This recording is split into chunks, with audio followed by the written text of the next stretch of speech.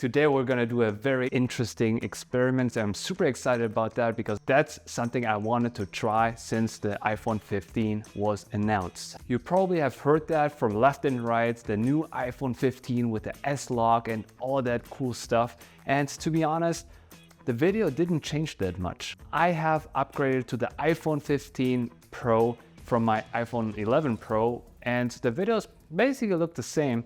But this new log feature is definitely interesting because until now we had to shoot on cinema cameras like the one on your left, shooting S-Log on that, which gives us way more freedom in the color space, in the color grading, and now we can do that with those iPhones too.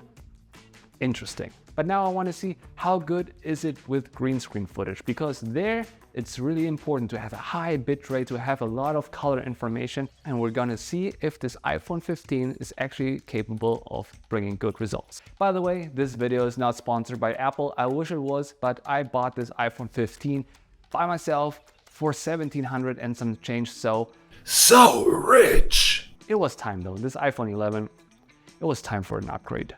So today I'm gonna shoot on both cameras, the Sony FX3 and the iPhone 15 Pro, and we're gonna compare the green screen footage in After Effects and see how good can we actually key this green out and even maybe do a little color grading.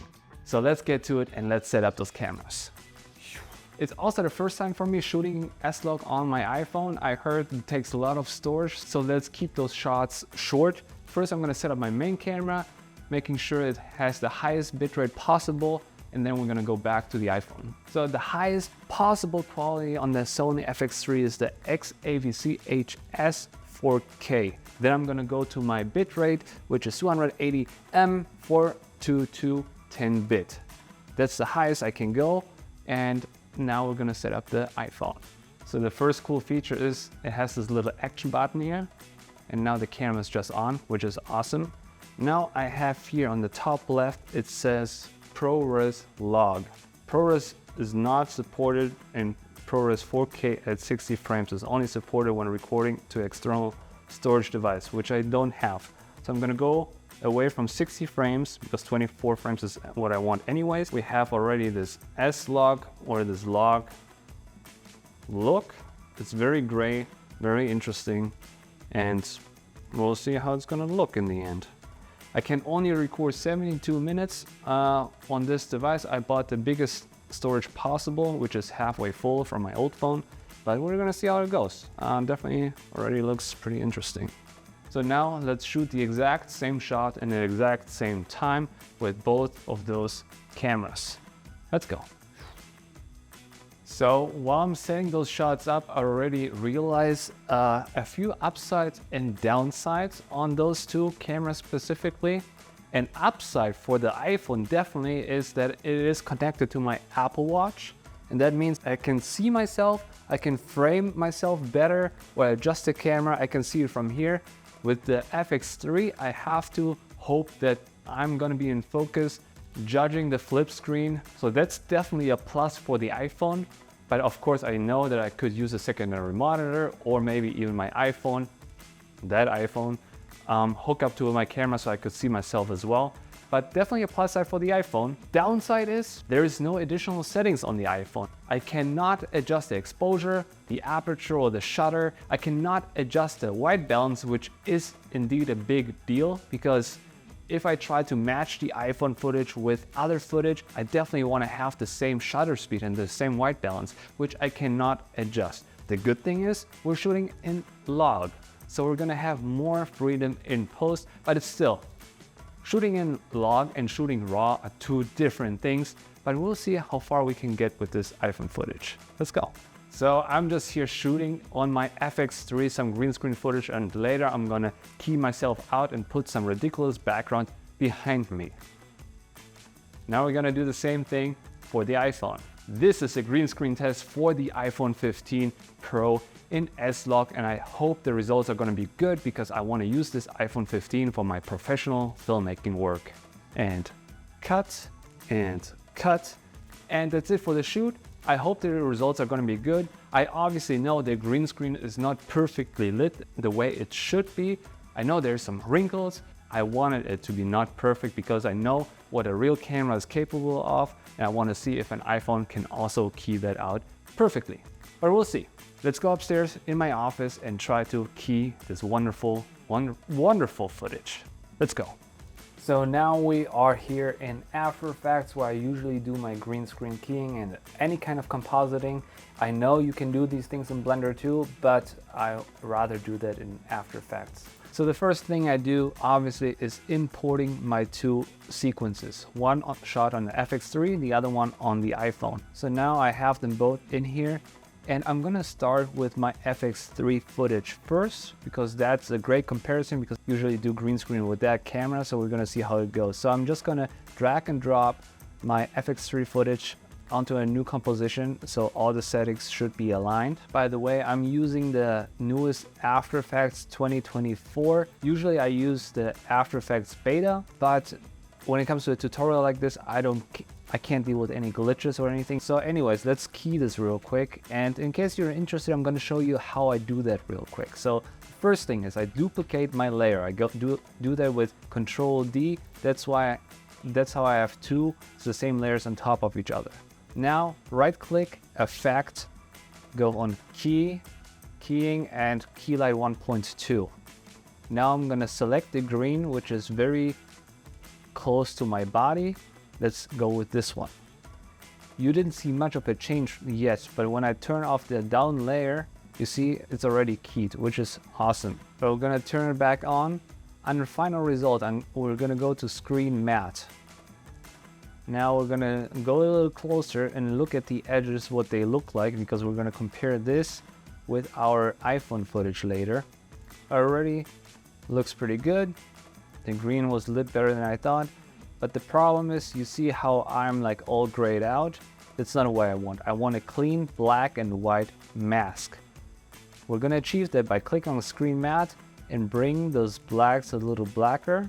Don't go too crazy here. And the whites white enough until I'm completely white. So I'm gonna go right at the edge. I can zoom in here. I still see a little gray here.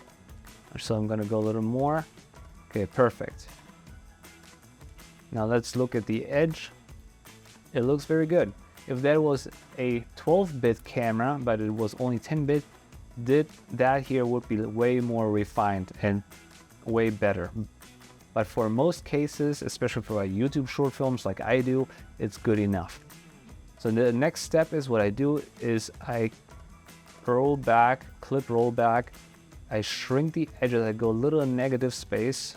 And now I can soften the edges a little by screen softness, just a little bit.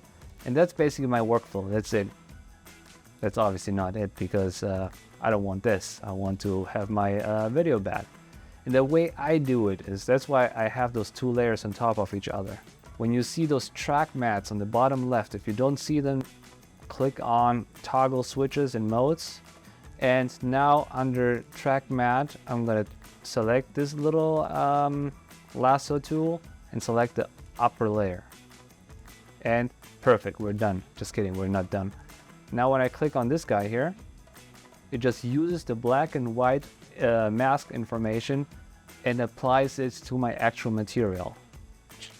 And now on the bottom layer, I just select this pen tool, zoom out a little, and can draw a mask around myself. It's called a garbage mask. And then when I close it, everything else is gone. So that's my layer now. Right now it's not color graded, so you don't see it, but when I put a simple LUT on it, you'll see something. So I'm just doing a simple color correction, increase the contrast, go down with the shadows, up with the saturation until this footage actually looks the way I want it to look. And now we can see here at the edges that our green is coming back a little. We didn't see that without the adjustment layer, but if there's actually color on it, we can see some green spillage here, because that's what the green screen does. If you have a proper green screen, you have like those black wraps or negative fill as they call it, to have the green not reflect on your subject as much.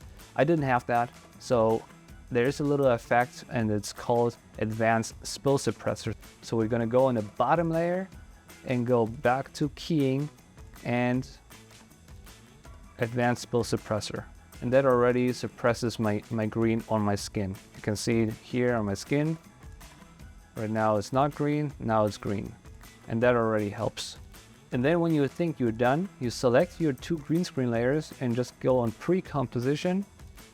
Then we have this button here. Either you can leave all the attributes on one, or you bring it into the composition, which I want. And now I only have 1 layer, which is awesome. So that's basically the workflow, how I key footage. Now we're just gonna take this guy and bring him a little to the right. Now we're gonna bring in our iPhone footage and try to do the same thing. I'm gonna turn this off for now, because I want this to go smoothly, because I'm also comparing how smoothly my computer works with the footage, because that's also a big deal. So right from the get-go, I see that, I see that this S-Log and this S-Log doesn't look quite the same, because the one is log, the other one is S-Log3. So S-Log3 is known for being very flat, and I assume this is more like a S-Log2-ish.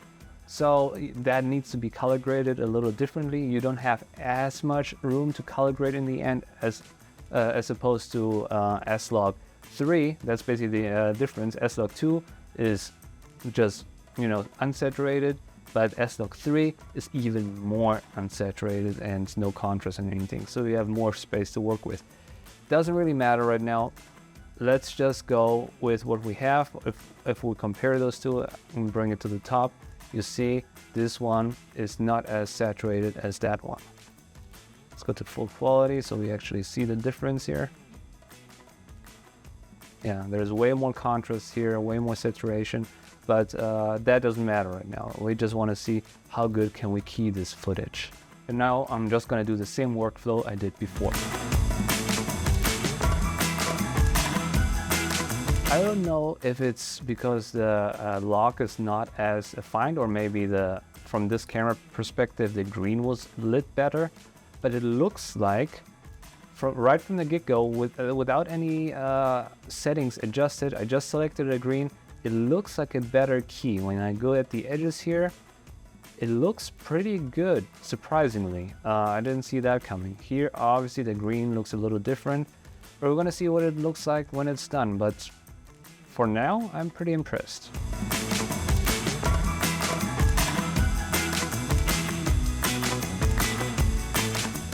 So you know what's better than one fill? 2 fills. So now I keyed both of those green screen footages. On our left, we see our iPhone footage. On our right, we see our FX3 footage. Just from the keying without adjusting any colors, obviously, or maybe not obviously to you, but obviously our iPhone footage looks better. It almost looks usable, because again, it's shot in another log format than our S-Log3 on our FX3. So there would need to be more color adjustments on our FX3 to make it actually look pretty. When I just turn on our adjustment layer with the color grading, we see our right footage almost looks usable. Again, I didn't spend too much time on the color grade, but let me just adjust it real quick so it actually looks good. Okay, so I adjusted the adjustment layer just for my FX3 footage, S-Log3. If we look at our iPhone footage, we can tell already it's way too saturated, it's way too contrasty, way too much sharpness. So we definitely see a difference here, but that doesn't mean iPhone footage is worse. It just means it has to be color graded differently. I definitely noticed that I had some issues with the edges of my iPhone footage. When I look here at my beards, it's definitely not as smooth as with my FX3 footage, but I gotta say, it's way better than I expected. Will I use it for professional shoots? Probably not. Will I use it for personal shoots? Hell yeah. Because it's just so much easier to shoot something real quick on my iPhone in my green screen when I need something real quick. But for major important shoots, I'm definitely going to use my real cameras. But I mean, that's quite obvious, isn't it? Would I buy this phone just for the S-Log? Probably not. The regular footage is just fine too. but it's a nice little gimmick and it's definitely great. What I'm definitely gonna use it for is the wide angle, so I don't have to switch when I shoot a film, switch to like a wide angle lens. Then I'm definitely gonna use the iPhone for that instead. If I can shoot an S-Log and try to match my footage, definitely cool. I think this experiment was a full success. I hope you're gonna get something out of it. I definitely did. Definitely interesting. So thank you so much for watching. If you have any questions or if you even want to use this footage, then you can subscribe to my Patreon and you can experiment with those colors and the keying yourself. And see you in the next video.